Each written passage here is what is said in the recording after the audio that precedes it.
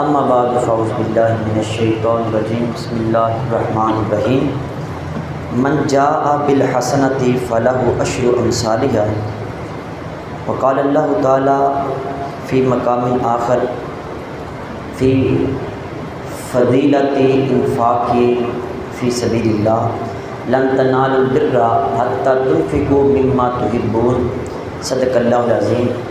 درود پاک الصلاۃ والسلام علیکہ سیدنا رسول اللہ وعلی آلہ وصحبہ سیدنا حبیب اللہ، الصلاۃ والسلام علیکہ سیدنا نبی اللہ وعلی آلہ وصحبہ سیدنا حبیب اللہ۔ اللہ تعالیٰ کا قرآن پاک میں ارشاد ہے کہ تم ہرگز نیکی کو نہیں پا سکتے ہو یہاں تک کہ تم وہ چیز اللہ کی راہ میں نہ دو جو تمہیں سب سے زیادہ محبوب لگتی ہے۔ اور حدیث میں بھی آتا ہے کہ احب لغیرک ما تحب لنفسک، جو چیز آپ اپنے لیے پسند کرتے ہو وہ غیروں کے لیے پسند کرو۔ ہمارے ہاں اپنے لیے تو میں بڑا گوشت پسند کرتا ہوں، اور جب کسی کی دعوت کرنی ہو تو پھر میں وہ عام دال سی پکا دیتا ہوں۔ آپ جو اپنے لیے پسند کرتے ہیں، جو پرفیوم جو خوشبو اپنے لیے پسند کرتے ہیں وہی کسی کو دیں۔ جو چیز آپ اپنے لیے پسند نہیں کرتے وہ دوسروں کے لیے پسند نہ کرو، یہی سب سے زیادہ اللہ کی مخلوق سے محبت ہے۔ حضرت عمر بن عبدالعزیز رحمۃ اللہ علیہ، آپ کو خلیفہ ثانی بھی کہا جاتا ہے، آپ شکر کی بوریاں منگوا کے وہ لوگوں میں تقسیم کرتے تھے۔ کسی نے یہ پوچھا کہ حضرت آپ شکر کی جو بوریاں تقسیم کرتے ہیں لوگوں کو پیسے دے دیا کریں۔ آپ نے فرمایا نہیں، اللہ تعالیٰ کا قرآن پاک میں ارشاد ہے کہ لن تنالوا البر حتی تنفقوا مما تحبون، جو چیز تمہیں سب سے زیادہ پسند ہے وہ اللہ کی راہ میں خرچ کرو، اس طرح تمہیں نیکی اصل جو اجر ہے وہ ملے گا۔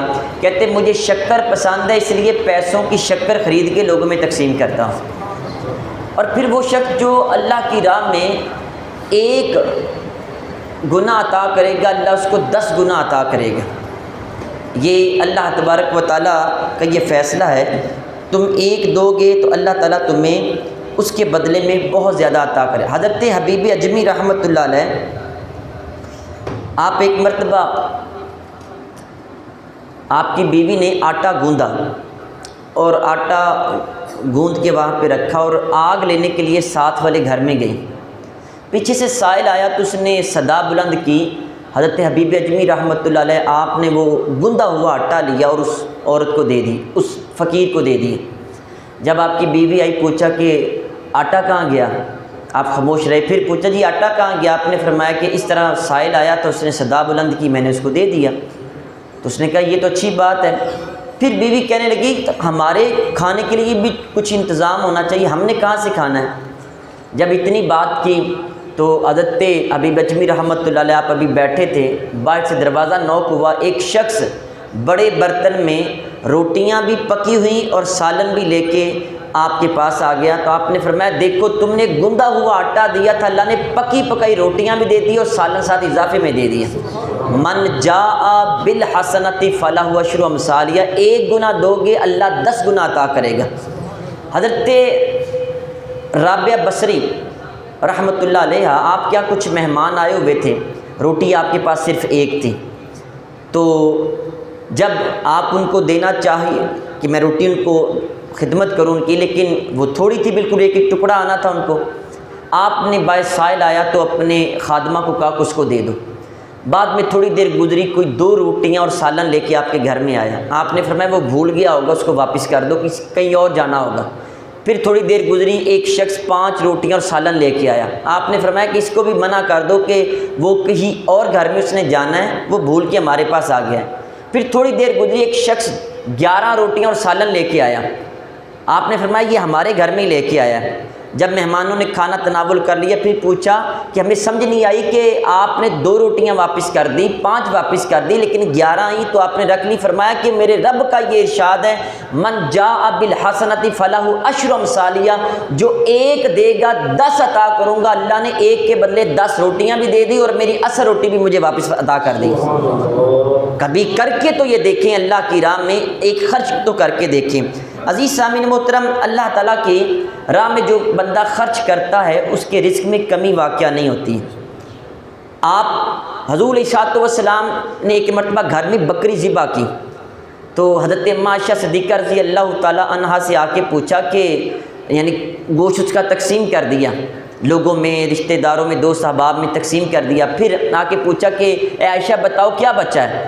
عرض کرتی ہیں کہ حضور صرف ایک کندھا بچا ہے، بکری کا ایک کندھا بچا ہے، باقی کچھ نہیں بچا۔ حضور علیہ الصلوۃ والسلام نے فرمایا باقی سب کچھ بچ گیا ہے سوائے کندھے کے، جو لوگوں میں تقسیم کر دیا وہ بچ گیا ہے، یہ باقی رہ گیا۔ آپ اپنی جیب میں سے 100 روپے میں سے جو 10 روپے نکالتے ہیں، یہ 10 روپے بچتے ہیں جو کہ آپ کو دنیا میں ڈبل ٹرپل ہو کے ملیں گے اور آخرت میں یہ آپ کو ملیں گے۔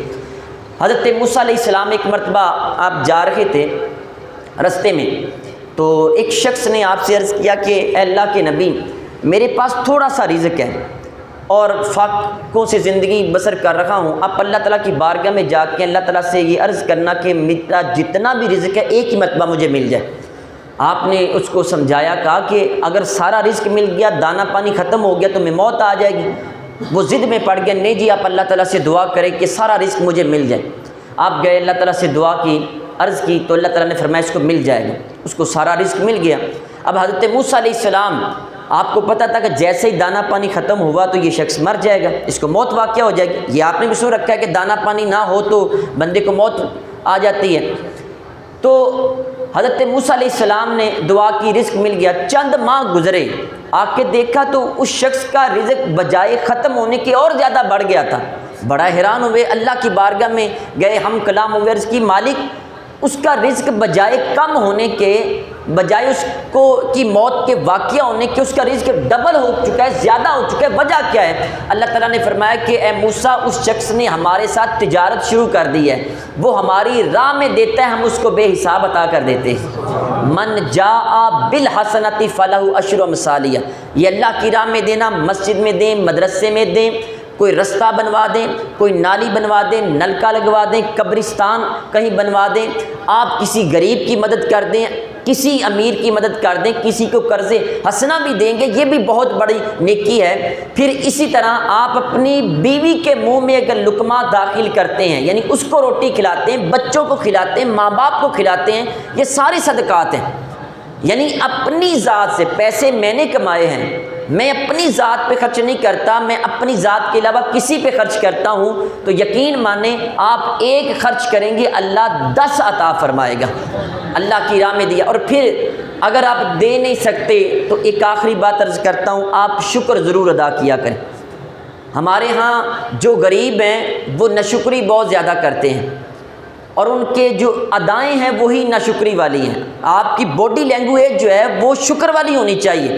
کسی سے آپ پوچھ لیں جی کیسے حالات گزر رہے ہیں، بس جی گزارا ہو رہا ہے، لاکھوں روپے کا کاروبار ہے، بزنس مین، دکاندار، جب بھی مندے نے جی، ابھی تو حال ہی ایسا ہے، مارکیٹ میں کوئی ہے ہی نہیں، اور ادھر سے دیکھیں گاڑی پہ آ رہا ہے، گاڑی پہ جا رہا ہے، گھر میں بھی اے سی ہے، گاڑی میں بھی اے سی ہے، سب کچھ دیا ہوا ہے، لیکن جب کوئی بندہ پوچھتا ہے تو منہ پہ 12 بجے ہوتے ہیں اور وہ بندہ بیان کر رہا ہے۔ یہ اپنی اداؤں سے بھی اللہ کا شکر ادا کریں، جو شکر ادا کرتا ہے اللہ بہت زیادہ عطا کرتا ہے۔ حضرت موسیٰ علیہ السلام ایک مرتبہ جا رہے تھے، رستے میں ایک شخص ملا، کہنے لگا اے اللہ کے نبی میرے پاس دولت بہت زیادہ ہے، بہت زیادہ اللہ نے دیا، دولت سنبھالی نہیں جاتی، اللہ تعالیٰ کی بارگاہ میں جا رہے ہیں، اللہ سے پوچھنا کہ میرے لیے کیا حکم ہے؟